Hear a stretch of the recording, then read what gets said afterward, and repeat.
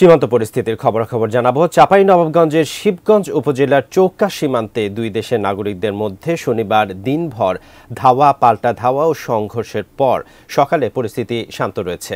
সীমান্তে দুই দেশের নাগরিকদের কাউকে দেখা যায়নি। বিস্তারিত জানিয়েছেন চাঁপাইনবাবগঞ্জ প্রতিনিধি মোহাম্মদ নাদিম হোসেন। উপজেলা চৌকা সীমান্তে গতকালকে উত্তেজনার সৃষ্টি হয়। সকালে গাছ কাটাকে কেন্দ্র করে দফায় দফায় ধাওয়া পাল্টা ধাওয়া হয়। এতে বিজিপি এবং বিএসএফের যারা সদস্যরা সীমানায় পাহারা দেয় এবং যারা বিএসএফের ভারতীয় নাগরিকরা এসে বাংলাদেশের যে শূন্যরেখা আছে, শূন্যরেখার এদিকে এসে তারা উত্তেজনার সৃষ্টি করে এবং ইট পাটকেল পাথর এবং দেশীয় অস্ত্র তারা বাংলাদেশের নাগরিকদের উদ্দেশ্যে চালাতে থাকে। তবে আজকে সীমান্তে পরিস্থিতি খুবই স্বাভাবিক রয়েছে।